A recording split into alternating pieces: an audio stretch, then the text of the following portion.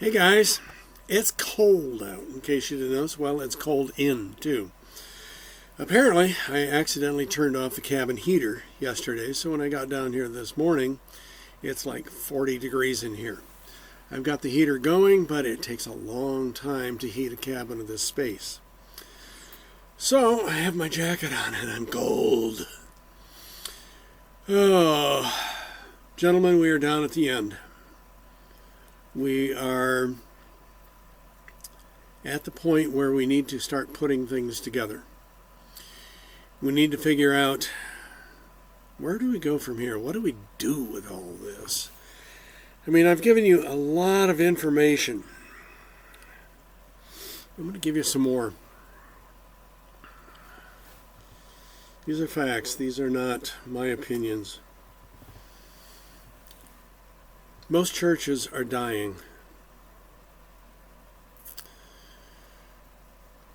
About 100 churches close their doors every week across the United States and Canada. 100, that's right. Now, most of them are small, I agree. I mean, you might say, well, hey, my church is growing. Okay, great. But where are the new people coming from? That's a question we often don't ask, but we need to, because they're not coming in as recent converts, mostly. Now, we do have the occasional recent convert, but mostly they're coming from other churches. So in other words, we're feeding off each other. We're like parasites. When I was at Hillspring, I was there for 18 years. I served on the board of elders. I ran the food ministry, and they have a restaurant. I ran that for 14 years. And in looking back at that, I remember talking with a lot of people. Oh, we had people from everywhere. But they all came from other churches. I do not recall anybody coming in saying, I came in from the cold, I'd never been to church before, and this place has changed me. I don't recall ever seeing that. So now I've been at C3 for 4.5 years. And what do I see? I see people that I already know coming from Hillspring, which is just a mile down the road. So what happens is we think, well, we're growing. Okay, we're growing, but where are they coming from? They're not coming from outside. They are already in the church for the most part.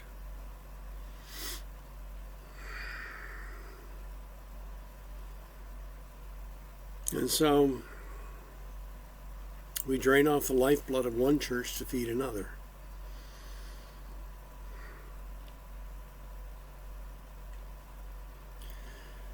So what's going on in the church? Why is it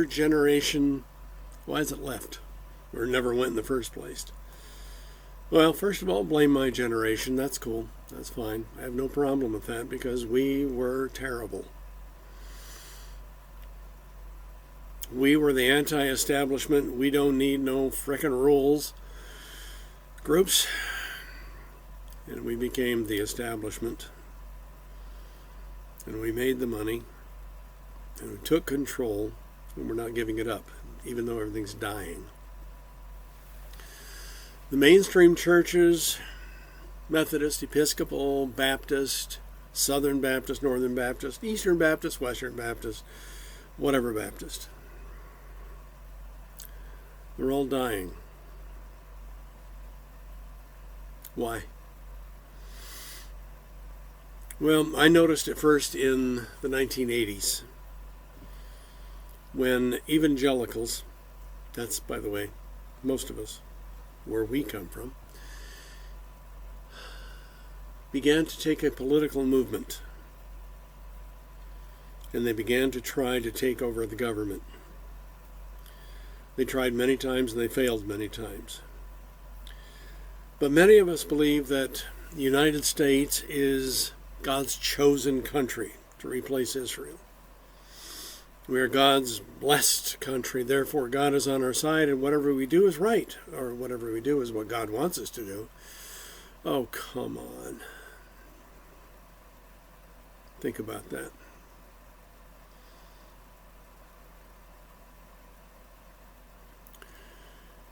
So what's happened? Well, mostly we fight with each other. We don't get along well, we don't play well. We're like a family feud. Have you ever heard of the Hatfields and the McCoys? They were two families back east in Virginia, I think it was, in the mountains, who got in a feud with each other, and they kept killing each other for generations. They'd still kill each other if they were given the chance, I think. Well, that's kind of like we've become with fundamentalists and versus the liberals. And it seems that you can't be somewhere in between. You're either one or the other. I still remember a woman years ago telling me, for a liberal, you're okay. I didn't know I was a liberal. But that's what she branded me as. So we have the fundamentalists who want you to believe that every absolutely word in the Bible as we currently have it in this translation is absolutely true without any margin for error. Period. End of argument. At the same time, we know that no language translates perfectly into any other language. We also know that the New Testament was spoken in Hebrew and Aramaic, perhaps a little Greek. It was written in Koine Greek, which is a form of Greek that has not been used for over 1,000 years. And we then translate it into English. So you got a translation of a translation. So if no language translates perfectly into any other language and you have a double translation, what are your problems? Oh, yeah. Not denigrating the people who do the translations. They do their absolute best. They are scholars. But they will tell you right out. I mean, the translators of the King James Version in 1608 wrote, "We do not pretend that we have this is perfect. It is not. There are errors." Now, I'm not trying to say you can't trust the Gospels. I'm not trying to say that at all. But what I am trying to say is be careful. Be aware. Be thorough. This is where Bible reading methods becomes important, because it teaches you to read what is there and not what is not there. It was one of the most blessed things that happened to me in graduate school. When I was in law school, I had a course that basically taught me how to read what was there and not what was not there. Why? Because we've talked about this. Biases. We all have them. What are your biases? So we talk about the Bible is without error in any way. I saw one recently that says, the Bible is without error in any way. It is absolutely correct in all matters of history, geography, geology, astronomy, chemistry, and so on. Last I checked, there was no chemistry in the Bible, but hey, what do I know? The Bible was written in the culture in which God was very close by. Heaven was not far away. Most churches now, and I urge you to go onto your own church website and take a look at this. What do they believe? Is the Bible inerrant now or in the original manuscripts? Most churches now say that, well, it was inerrant in the original manuscripts. Of course, we don't have those. So how do we know what is true? It's a hard question. Then we have to look at, how do we interpret the Gospels? Do we interpret Jesus through Paul or Paul through Jesus? They're two different people writing about two different things. Well, Jesus didn't write, as far as I know. Paul did. Jesus wrote the Gospels. The Gospels are freewheeling. They are open.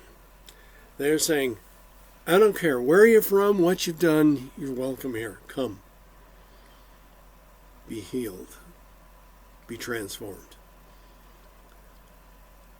Paul is writing primarily about church problems, real life problems in real life churches.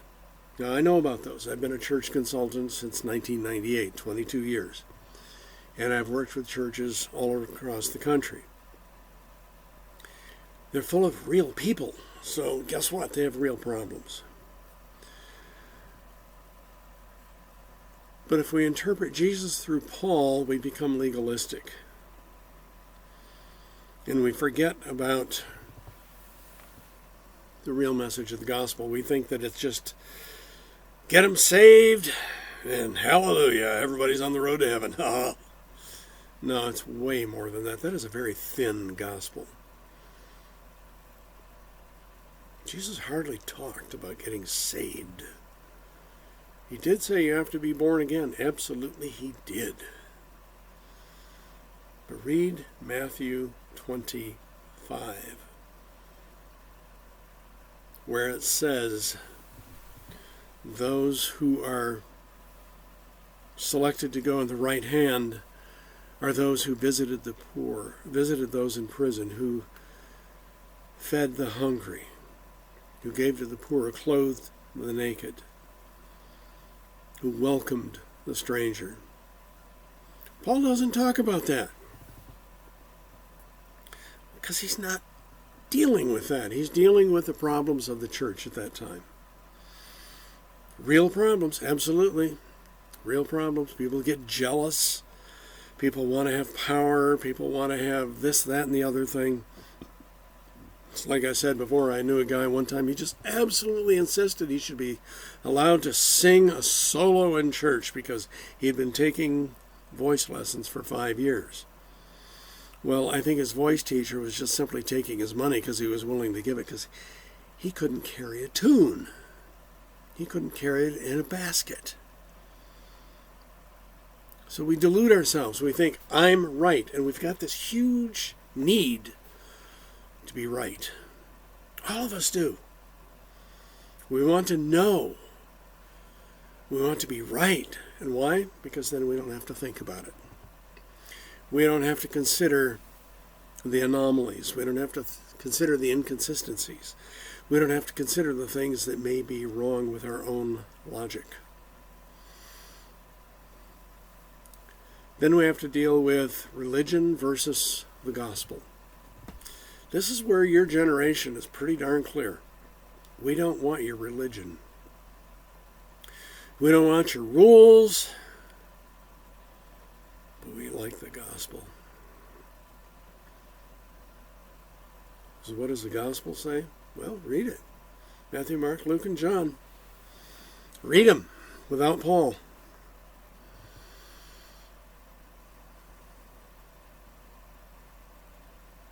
Blessed are those who hunger and thirst after righteousness. Blessed are the poor.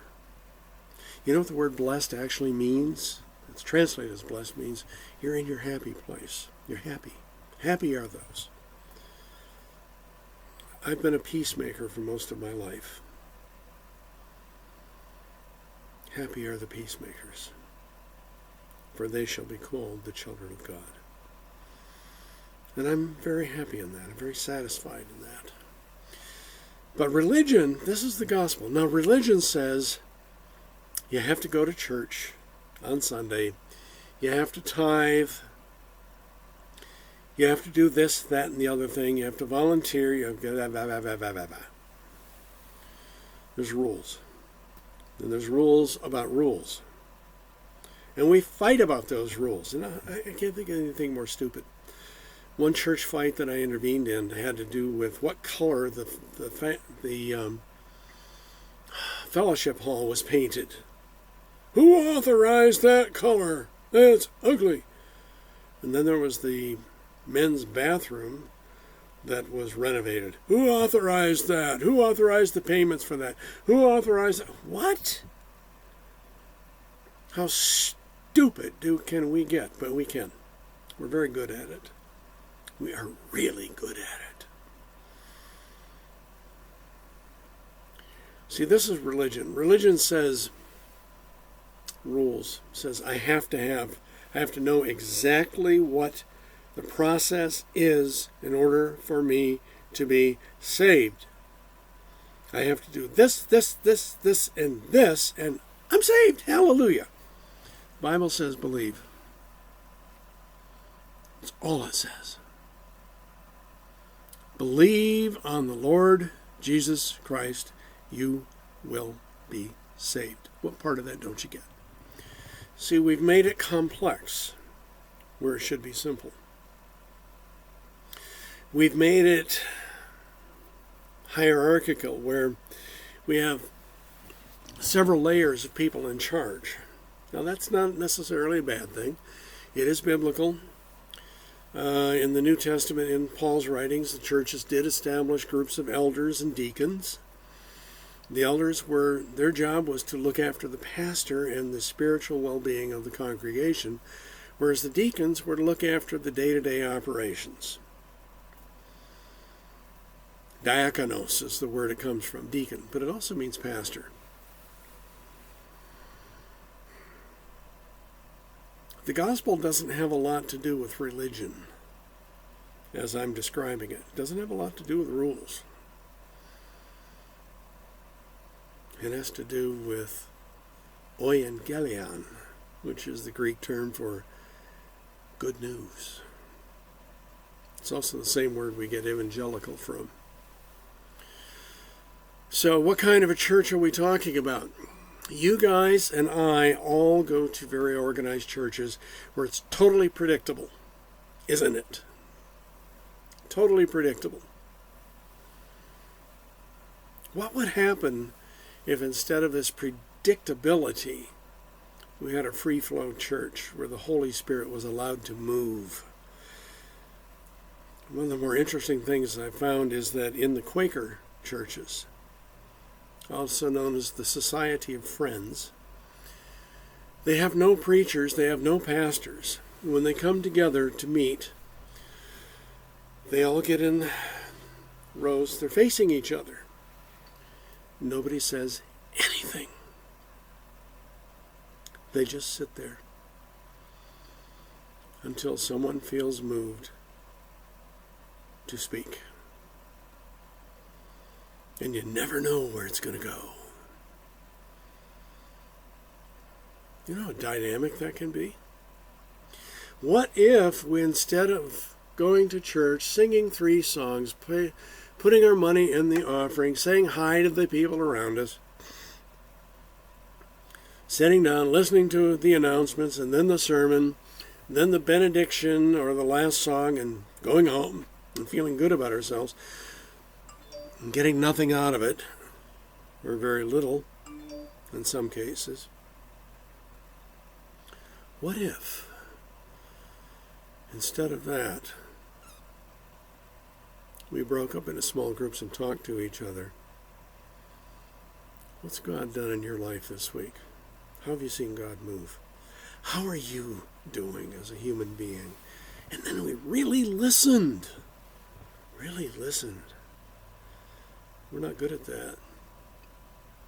But people, when that happens, people start to say, you know, life's a bitch. Life's been tough. Hey, let's face it, guys, 2020 is a year that none of us want to repeat. You want my list of garbage? You want my list of crap? Okay. 72 years old. I was doing pretty good up until this year. Well, I'm diabetic, I'm overweight, I'm hypertensive.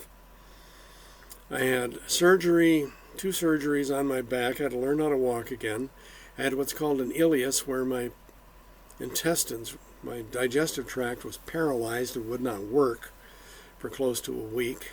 And when it finally did, oh my goodness, what a stinking, literally, mess. That wasn't the end. I had to learn how to walk again. And then I started to go blind in my left eye. I'm already going blind in my right eye with a totally different condition. So what happens? On Thursday, I went to see him. In one day, I went to my eye doctor, my optometrist, my eye doctor, the ophthalmologist, and physical therapy. Optometrist tells me I'm now growing cataracts in both eyes and will eventually have to have surgery in both eyes or I'll go blind again. My ophthalmologist does an injection straight into my right eye so that I don't go blind. And my physical therapist, well, just helping me, I didn't go to a physical therapist. That was the dentist. I had to have a crown put on because I had tooth falling apart. This is all in one day. So yeah, I know about tough. I had a friend die from COVID. One of the best friends I've ever had. One of the wisest friends I've ever had. I have a granddaughter who is struggling with depression, with an eating disorder. She's brilliant. She's beautiful. It goes back to her dad, who is a jerk. It's the only way to put it. She struggles. She wants him to love her, and he never will. He doesn't know how.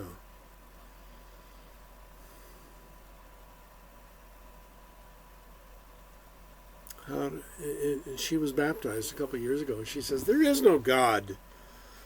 Why would God let this happen? Why would God treat me this way?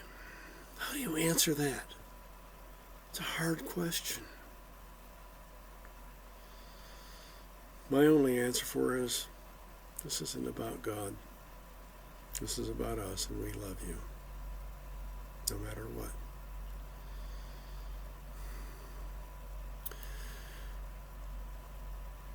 Your generation is not very interested in the organized church, and where they do get interested, believe it or not, they are interested in the ancient spiritual practices.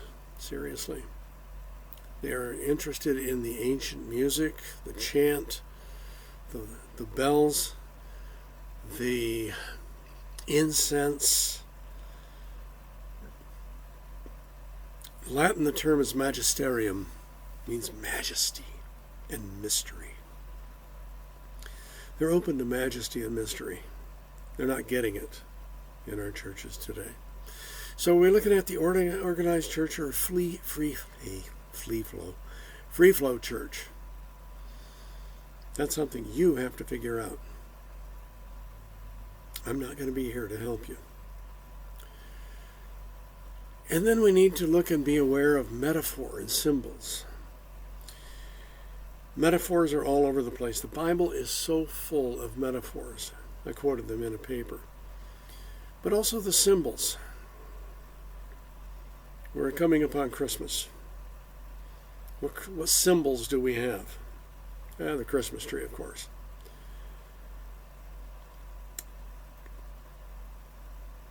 The crèche, or the manger. Manger in French simply means to eat. And we got it all wrong. It was never a little basket stuck between two boards. It was depression in the floor of a house because the animals came in and spent the night with the family. They did not spend the night outside.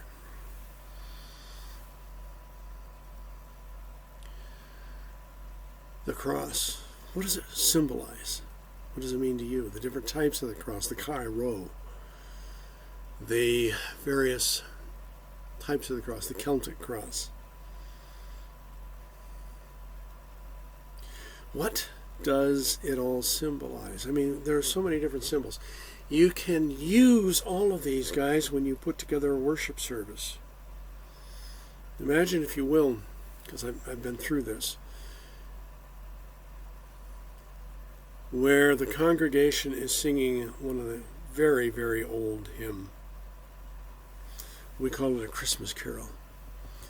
Veni, veni, Emmanuel. Solve. Yeah.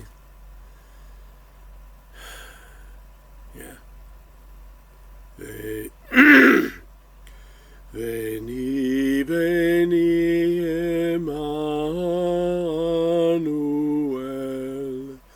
Captivum solve Israel.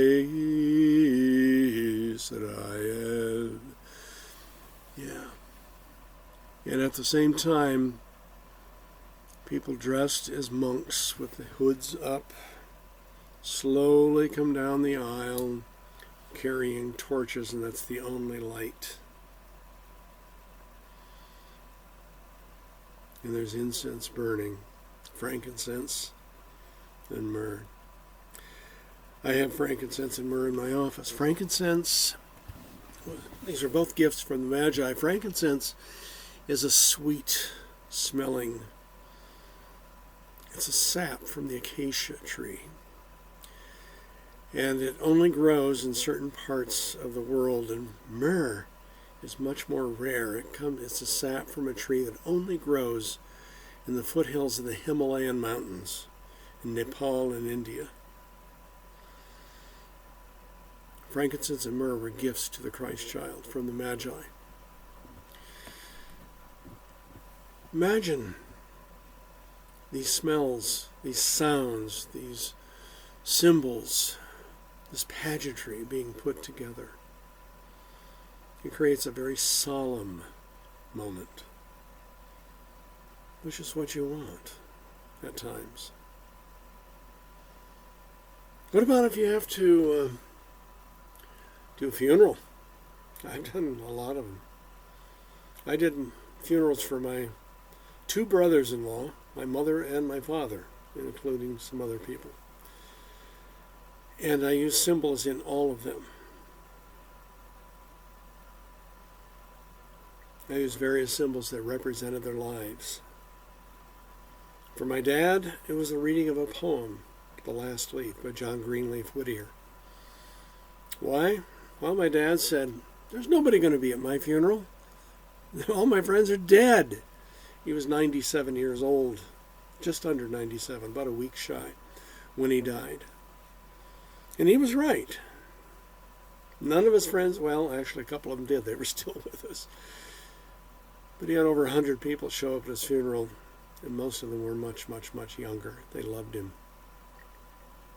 He didn't even know what a symbol of hope he was to other people. And that's what our churches need to be, as a symbol of hope. Not of rules, not of condemnation, not of, you got to go through all these classes before you can be a member of our church. Oh, give me a freaking break. Why?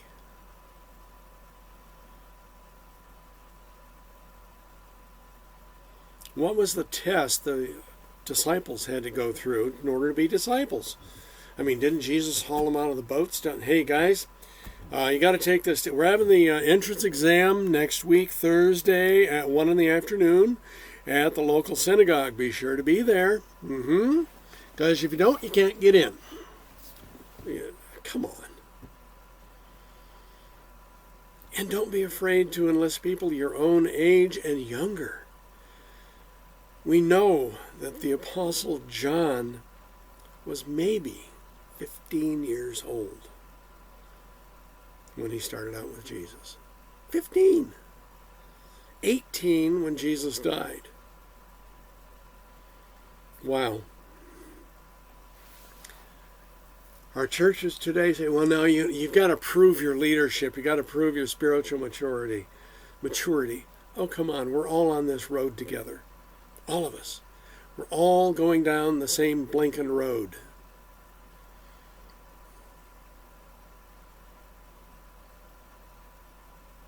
Some of the hardest things Some of the most frustrating things and some of the most rewarding things are what comes next. You need to be always looking for and training your replacement. That's right. You will not be here forever. The church will go on without you. You may not be here in 2 years. So we need to always be training in our replacements. That's what I'm doing with you, gentlemen. That's what I do here at the college. I'm always trying to train my replacement in the church. As a teacher, as an elder, as a leader, as a follower.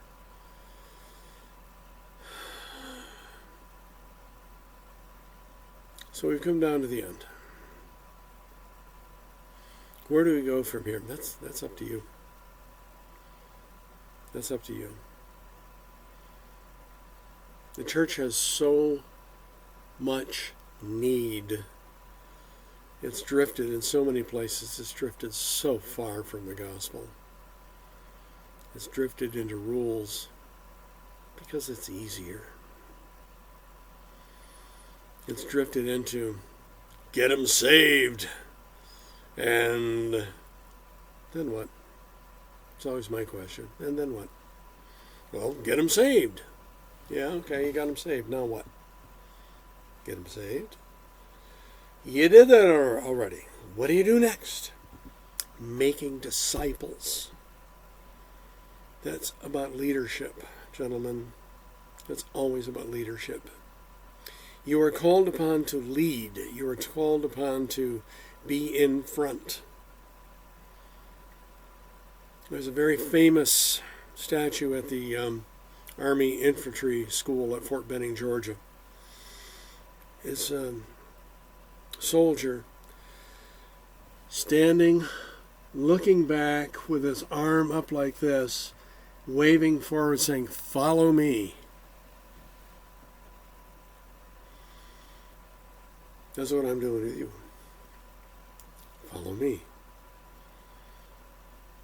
It will not be easy. It will not always be fun. At times you will be downright miserable. You're going to say, this totally sucks. It's okay. That's how we are purified.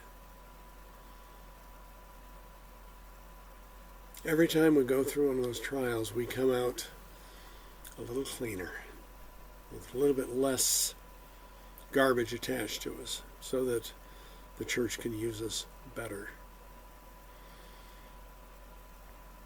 I'd love to say that my story, as far as it goes back, is pure and clean, but it isn't. It is not. Oh no, not even close. Not even close. So, gentlemen, you are faced with, well, you may remember the poem by Robert Frost from high school. Two roads diverged in a yellow wood, and I could not travel both. Which road are you going to travel? In Frost's poem, it was the road less traveled by, and that's where we are called to go. Everybody, it's so easy to go down the main street. Main Street's easy. There's no challenge. The alleys, and the side streets, and the muddy roads. That's where life is. That's where life gets dirty. It's bloody and it's muddy. That's where we're called to go. To heal the wounded. To love the unlovable. To bring Christ to those who don't want him. Or at least don't know that they want him yet. So, your assignment. Nick, got it wrong. Don't worry about December. Yeah, December 4th is a good sign. Good time. I will put it in writing what I'm looking for. I want each of you to design a worship service that is outside your own experience. That's right. I want it different from what you are used to. I want you to utilize some of the things we have talked about in terms of music, in terms of drama, in terms of dance, in terms of incense, in terms of everything. Now, you can't really do it. I know that. Not in the days of COVID. But I want you to put it in writing. I want you to describe it. This is how I'm going to know that you actually learned something. This is your final exam. I will put it more clearly in writing, and it'll be on the website. Okay, guys? I'm truly wish you could be with me and we could be with each other. I think we would have all learned so much more.